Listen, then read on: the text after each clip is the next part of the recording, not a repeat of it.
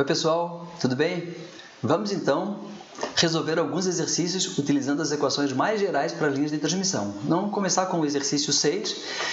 No exercício 5, aquele anterior, eu quero agora utilizar as equações genéricas para calcular a tensão e a corrente na carga. Então, usando essas equações hiperbólicas que a gente acabou de deduzir. Antes a gente tinha até conseguido resolver parcialmente o exercício, agora vamos resolvê-lo completamente. Então, lá do exercício 5, a gente obteve IS e VS, equacionando uma linha aqui da entrada, substituindo a linha e a carga pela impedância Zin.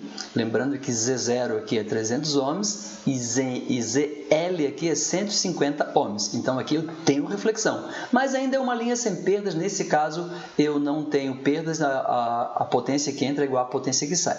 Tá certo? VS foi obtido, IS foi obtido.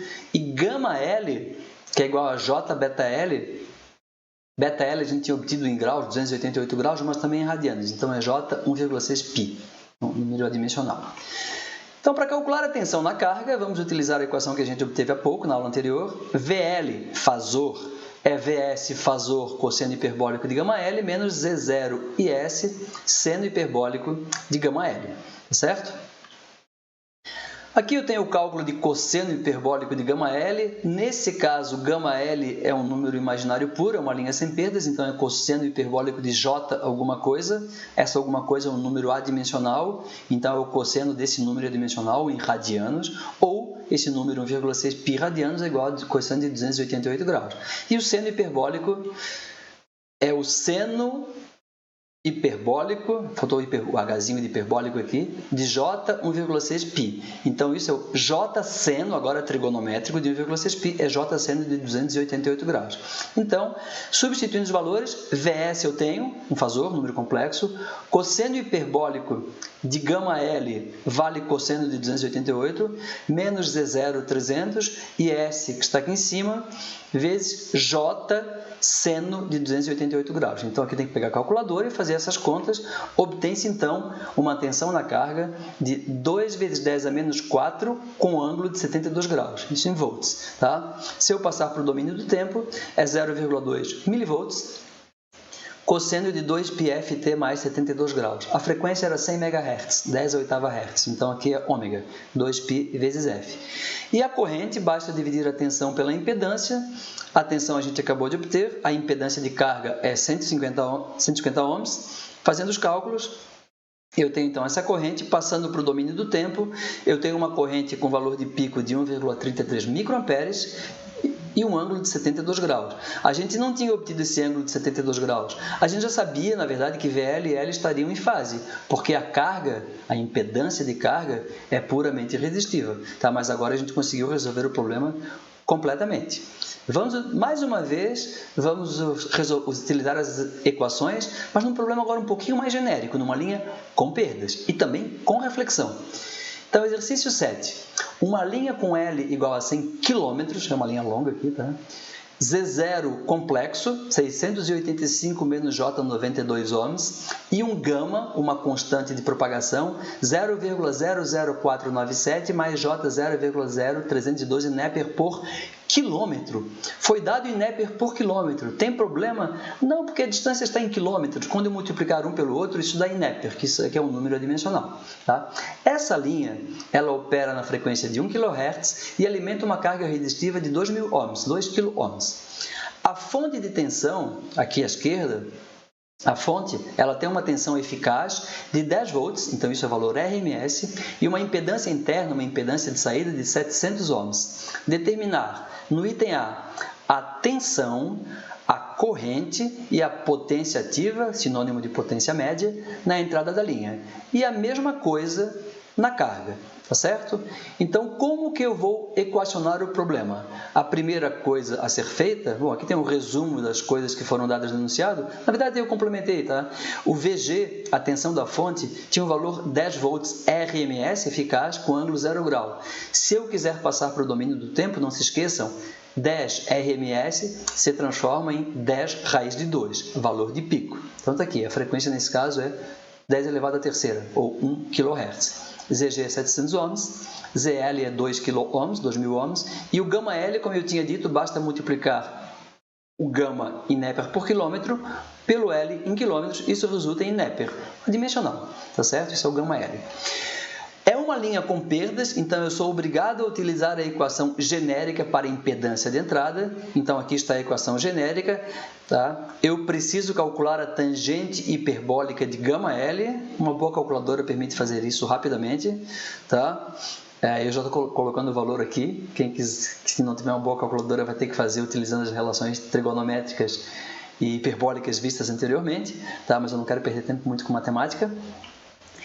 Calculando, então, substituindo os valores na fórmula da impedância de entrada, façam esses cálculos, por favor, número complexo, é meio chato de fazer esses cálculos, é muito fácil de errar, mas façam. Eu obtive, então, uma impedância de entrada de 920,8 ohms com ângulo de menos 20,5 graus. Então, essa é a impedância que representa a linha e a carga, impedância de entrada e impedância equivalente.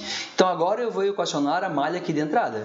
Então, equacionando a malha de entrada, o circuito equivalente, eu tenho a fonte e aqui eu tenho a impedância de entrada que representa a linha e a carga. Meu objetivo é calcular VS e S, nós já fizemos isso anteriormente, tá? Então, um circuitinho bem simples, a corrente é a tensão dividida pela impedância total, tá? Só dá trabalho porque tem valores complexos aqui, mas façam os cálculos. Então, resolvendo essa equação, eu obtenho um IS de 6,27 com ângulo de 11,7 graus. E é dado em miliamperes RMS. Como o VG aqui é 10 volts RMS, valor eficaz, a corrente resultou em RMS também. Se eu quiser passar para o domínio do tempo, mais uma vez eu tenho que lembrar que eu tenho que multiplicar por raiz de 2. Valor eficaz e valor de pico. Tá certo? Aqui está o ângulo. E S está feito. VS. VS, lei de Ohm.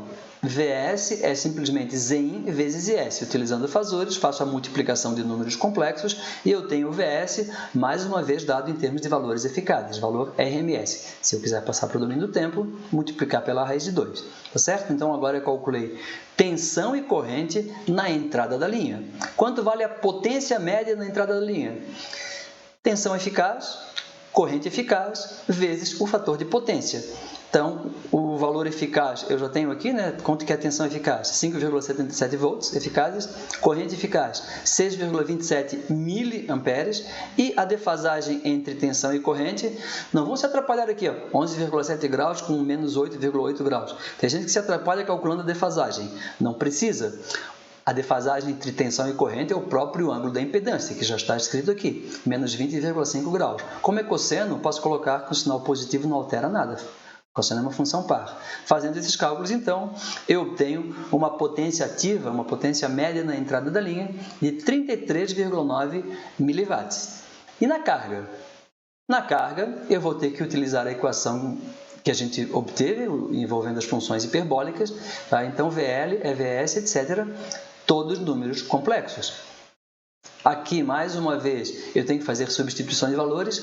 O gama L eu já tinha obtido, o cosseno hiperbólico de gama L está dado aqui, o seno hiperbólico está dado aqui, verifiquem. Tá? O Z0 eu tenho, o VS eu calculei há pouco, o IS eu calculei há pouco também. Só substituição de valores na equação. Substituindo todos os números complexos, tem alguns alunos que simplesmente ignoram o ângulo aqui, por alguma razão estranha, e extirpam o número complexo e, não gosto de ângulo, não vou trabalhar. Não gosto de parte imaginária, vou ignorar. Não, tem que considerar tudo, número é um número, certo? Com parte real e parte imaginária, com módulo e ângulo. Fazendo os cálculos, obtém-se então a tensão na carga, certo? Está dado aqui. Se eu quiser passar para o domínio do tempo, mais uma vez eu lembro, eu tenho que multiplicar por raiz de 12 o valor eficaz, para obter o valor de pico. Tá? E com a corrente a mesma coisa, usando a lei de Ohm, a tensão na carga foi obtida, a impedância de carga é 2 kΩ, só dividir a tensão pela impedância, eu tenho então a corrente em valor eficaz. Se eu quiser passar para o domínio do tempo, está aqui.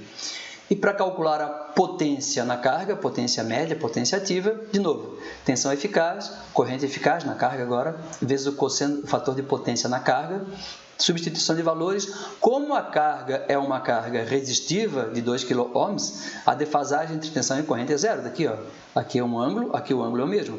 Tem gente que se engana e coloca 157 graus aqui. Não é isso. É a defasagem entre um e outro. É o ângulo da impedância. Como a impedância é real, o ângulo é zero. Fazendo as contas, eu obtenho uma potência na carga de 10,3 miliwatts. Esse valor é menor do que a potência na entrada. A potência na entrada era de 33,9 miliwatts. É uma linha com perdas, então a diferença da potência do que entrou para o que saiu se transformou em perdas na linha. Tá certo? Então aqui a gente utilizou as nossas equações mais gerais, das linhas de transmissão, as equações que envolvem funções hiperbólicas, que permitem equacionar completamente um problema envolvendo linhas de transmissão. Na próxima aula, a gente vai falar sobre atenuação em linhas de transmissão. Vamos falar também um pouco sobre decibéis, que tem a ver com a atenuação da linha de transmissão. Tá certo, pessoal? Até depois, então.